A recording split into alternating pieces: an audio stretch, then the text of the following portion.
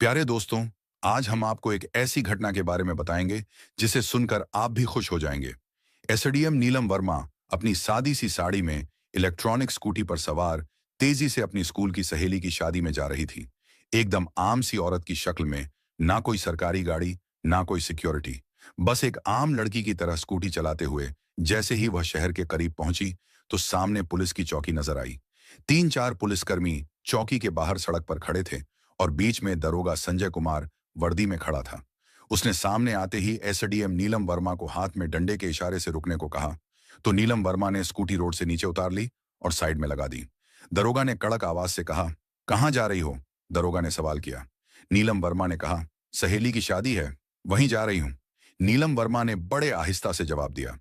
दरोगा संजय कुमार ने ऊपर से नीचे तक नजर मारी।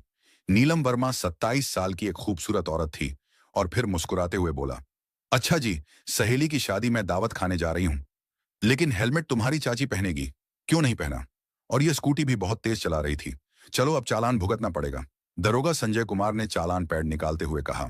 नीलम को अंदाजा हो गया था, इसकी नीयत खराब हो गई है और यह एक बहाना है। वो बोली, सर मैंने कोई नियम नहीं तोड़ा है। ओ मैडम जी, हमें कानून सिखाने की कोशिश ना करो। उसने दूसरी तरफ खड़े एक सिपाही को देखा और फिर नीलम की ओर देखते हुए फुसफुसाया, बिना खुराक के नहीं मानेगी, इसको तरीका सिखाना ही पड़ेगा। अचानक दरोगा ने जोरदार थप्पड़ नीलम के गाल पर जड़ दिया। बहुत सवाल जवाब कर रही है, जब पुलिस कुछ कहे तो चुपचाप मान लेना चाहिए। नीलम का सिर एक पल के लिए चकरा गया, लेकिन उसने खुद को संभाल लिया। उसकी आंखों में गुस्सा साफ झलक रहा था। चौकी इंचार्ज दरोगा ठहाका मारकर हंसा और अपने साथियों से बोला, लगता है अभी भी अकड़ बाकी है। अरे तेरे जैसी पता नहीं कितनी को सही कर चुका हूं, लगता है अच्छे से सिखाना पड़ेगा। एक सिपाही आगे बढ़ा और बोला, सर इसे थाने ले चलो, वहां आराम से इसकी सेवा पानी करेंगे। दरोगा सिर हिलाकर बोला, हाँ इसे थाने ले चलते हैं, तब समझ में आएगा कि पुलिस से कैसे बात की जाती है। एक सिपाही ने नीलम को बाजू से पकड़ा और झटका देकर खींचा और कहा, चल गाड़ी में बैठ। नीलम ने झटक कर अपना हाथ छुड़ाया और गुस्से से बोली, हाथ लगाने की कोशिश मत करना, वरना अंजाम अच्छा नहीं होगा। दरोगा का पारा चढ़ गया। उसने अपने एक सिपाही से कहा, इसका घमंड तो देखो। एक सिपाही ने आगे बढ़कर नीलम वर्मा के बाल खींचे और जबरदस्ती घसीटने की कोशिश की। नीलम दर्द से करा उठी, लेकिन अभी तक अपने बारे में कुछ नहीं बताया। वह देखना चाहती थी कि यह लोग कितने और कहां तक गिर सकते हैं। तभी एक पुलिस वाले ने गुस्से में उसकी स्कूटी में डंडा मारा और बड़बड़ाया, बड़ी शरीफ बनती है, अब तेरा खिलौना बनाकर खेलेंगे। नीलम वर्मा अच्छी तरह समझ चुकी थी कि अब उसके साथ क्या होने वाला है और यह लोग कितने नीचे गिर सकते हैं। दरोगा की आंखों में गुस्सा था। उसने जोर से चिल्लाकर कहा, बहुत देखी है, तेरे जैसी अकड़ वाली पुलिस से भिड़ेगी, आज मजा चखाता हूं। चलो ले चलो, इसे थाने में वहीं समझाएंगे।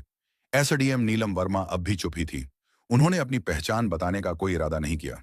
वो देखना चाहती थी कि यह लोग प्रशासन को कितना बदनाम कर सकते हैं, कितनी हद तक यह लोग अत्याचार कर सकते हैं। दरोगा संजय कुमार अब झुंझला चुका था। उसके सामने एक ऐसी औरत खड़ी थी जिसके नरम मुलायम खूबसूरत गाल पर तमाचे पड़े थे, जिसके बालों को खींचा गया था, जिसे जबरदस्ती बाजू से पकड़कर सड़क पर घसीटा गया था।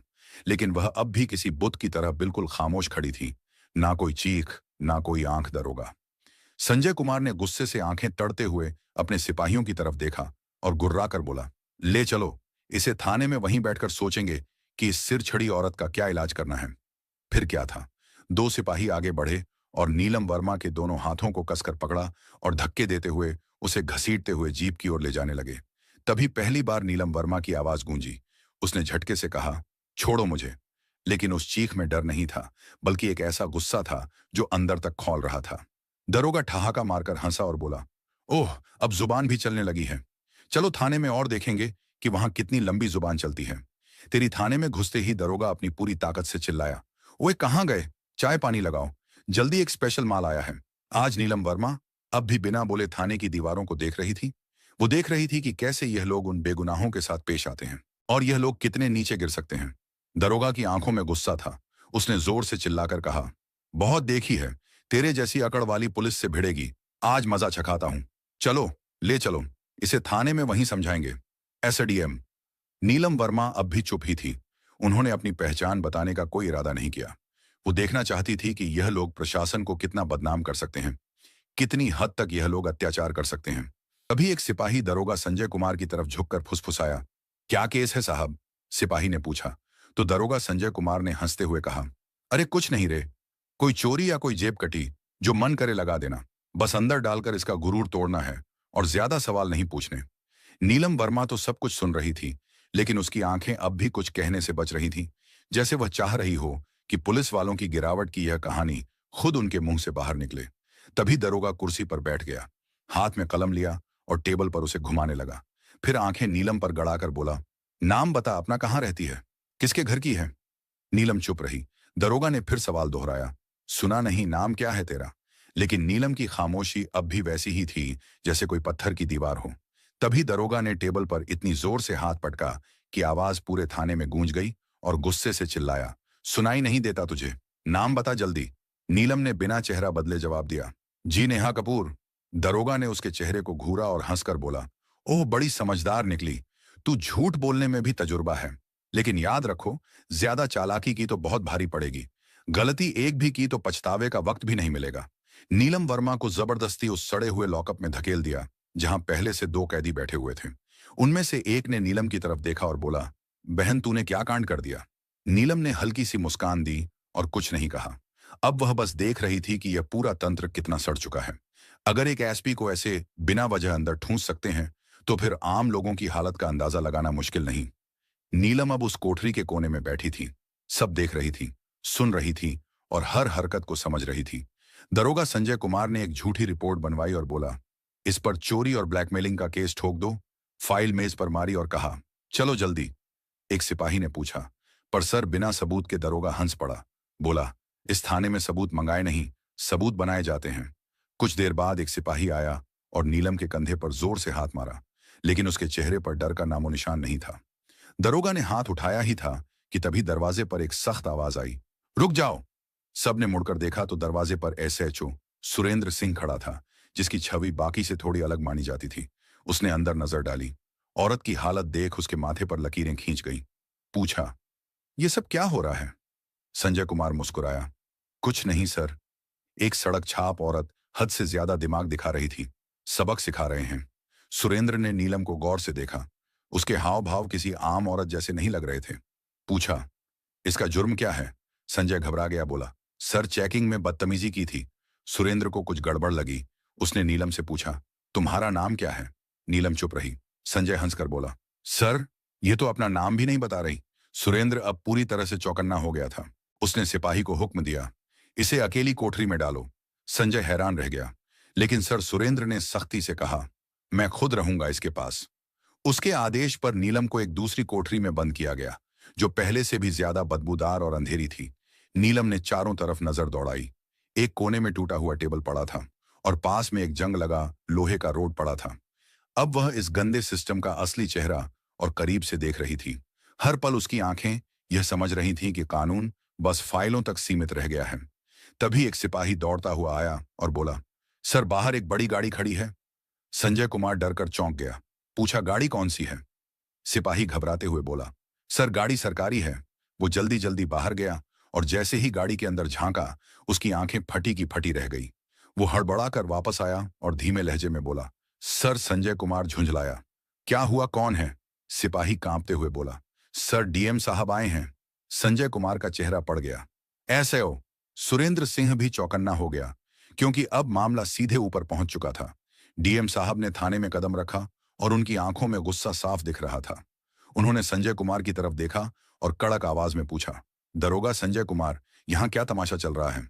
संजय घबराया हुआ बोला, कुछ भी नहीं सर, बस एक छोटा सा केस है। डीएम साहब ने टेबल से फाइल उठाई और ध्यान से पढ़ी। उनके माथे पर बल पड़ गए। फिर उन्होंने कोठरी में झांका और बोले, ये कौन है सर? इस औरत पर 420 और ठगी का केस है। डीएम साहब ने पूछा, सबूत है तुम्हारे पास? उन्होंने फिर पूछा, क्या कुछ सबूत है तुम्हारे पास? संजय अब पूरी तरह फंस चुका था। डीएम साहब ने औरत से सीधा सवाल किया, क्या नाम है तुम्हारा? और पहली बार नीलम वर्मा ने हल्की सी मुस्कान दी और बोली, एसडीएम नीलम वर्मा। पूरे थाने में सन्नाटा छा गया। सबके चेहरे उतर गए। संजय कुमार के तो हाथ पैर कांपने लगे। बाकी सारे सिपाही चौंक कर खड़े हो गए। संजय के पैरों के नीचे से जमीन खिसक गई। वो अफसर जिसे वो ठग समझ रहा था, वही अफसर निकली जो पूरे जिले का कानून चला रही थी। असल में वह कोई मामूली औरत नहीं थी, बल्कि वही औरत खुद एसडीएम नीलम वर्मा निकली, जिसको सड़क पर घसीटा गया, बाल पकड़कर खींचा गया, थप्पड़ मारे गए। जैसे ही यह बात सबके सामने आई, पूरे थाने में खलबली मच गई। सब सिपाही तो सन्न रह गए। डीएम साहब ने अपनी तीखी नजर दरोगा संजय कुमार पर डाली और गुस्से में बोले, संजय कुमार, तेरी इतनी हिम्मत कैसे हो गई कि तू एक सीनियर अफसर पर झूठा इल्जाम थोपने लगा।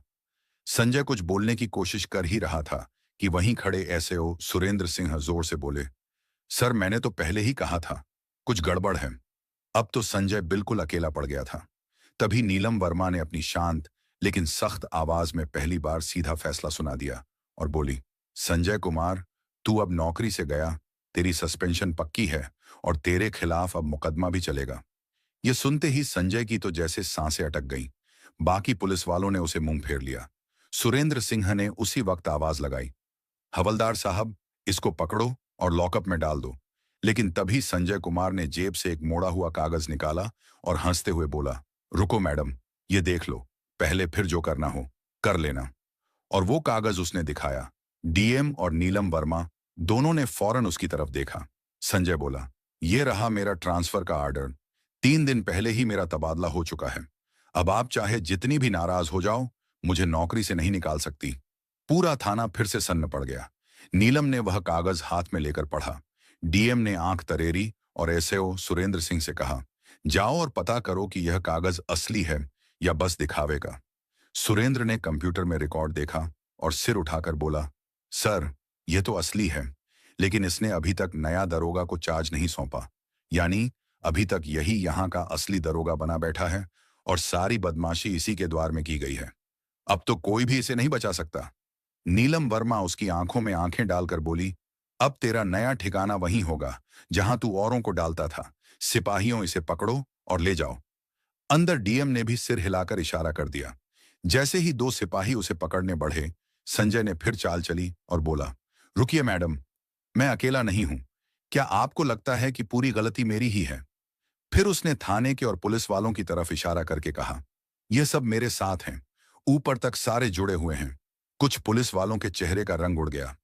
एसएचओ सुरेंद्र सिंह ने माहौल भांपते ही एक एक को घूरना शुरू कर दिया। नीलम वर्मा ने डीएम की तरफ देखा और बोली, अब यह पूरा थाना ही साफ करना पड़ेगा, कोई बचा नहीं रहेगा। डीएम ने भी कहा, जो हुक्म मैम, अब एक एक का हिसाब लिया जाएगा। और जैसे ही जुबान से यह बात निकली, थाने में जैसे बिजली गिर गई हो। थाने के बाहर कुछ पत्रकार चुपचाप थाने के बाहर खड़े थे, जिनको पहले से शक था कि थाने में कोई बड़ी खिचड़ी पक रही है। जैसे ही उन्हें यह खबर लगी कि पूरा थाना लाइन हाजिर कर दिया गया है, वैसे ही उन्होंने अपने मोबाइल से खबरें इधर उधर पहुंचानी शुरू कर दी। अब यह मामला दबने वाला नहीं था। तभी एक लंबी काली शीशों वाली चमचमाती गाड़ी थाने के सामने आकर रुकी। दरवाजा खुला और खुद एसएसपी साहब बाहर निकले। चारों तरफ देखा तो सबका चेहरा उतरा हुआ। थाने के सारे अफसर एक तरफ दुबके खड़े थे और एसएसपी साहब बोले, ये कब से तमाशा चल रहा है यहाँ? लेकिन डीएम और थाना इंचार्ज साहब बिल्कुल शांत खड़े थे। एसडीएम नीलम वर्मा ने सीधा एसएसपी की आंखों में आंखें डालकर कहा, आपको क्या लगता है आप बच जाओगे? सुरेंद्र सिंह ने झट से फाइल निकाली और नीलम वर्मा को पकड़ाई। जो फाइल सीधे एसएसपी साहब के सारे काले धंधों की पोल खोल रही थी। नीलम वर्मा ने वो फाइल एसएसपी साहब की तरफ बढ़ाई और बोली, लो देखो, इसमें तुम्हारे सारे करतूत भरे पड़े हैं। इस एसपी साहब के माथे से पसीना टपकने लगा। डीएम साहब ने बिना देर किए ऊंची आवाज में हुक्म दिया, पकड़ो इसे और अभी के अभी गिरफ्तार करो। पूरा थाना हैरान रह गया। इतने बड़े अफसर को किसी ने पहली बार यूं खुलेआम ललकारा था। जैसे ही एसएसपी की गिरफ्तारी हुई, पूरे जिले में तूफान सा मच गया। मामला अब ऊपर ढाका तक पहुंच गया था। सीएम तक बात पहुंची और वहीं से सीधा हुक्म आया, जिले में जितने भी अफसरों ने मिलकर गड़बड़ी की है, उन सबको पकड़कर अंदर डालो। अगले ही 2 दिन में पूरे जिले से 40 से ज्यादा पुलिस अफसर, 10 से ऊपर बड़े अफसर और गिनती भर के नेता गिरफ्तार कर लिए गए। पूरे फरीदपुर जिले की हवा बदल गई। अब चारों तरफ बस एक ही चर्चा थी, एसीडीएम नीलम वर्मा की ईमानदारी और हिम्मत, जिसने पूरा सड़ा गला सिस्टम हिलाकर रख दिया। अब प्रशासन में एक नई रफ्तार थी, एक नई सोच थी और सबसे बढ़कर एक डर था कि अब कोई भी बच नहीं पाएगा। नीलम वर्मा का काम अब पूरा हो चुका था। उन्होंने दिखा दिया कि अगर अंदर से इरादा साफ हो तो सारा का सारा मुल्क भी सुधर सकता है। तो दोस्तों, अगर यह कहानी पसंद आई हो तो लाइक करें और चैनल को सब्सक्राइब करें। बेल आइकन का बटन भी दबाएं। शुक्रिया।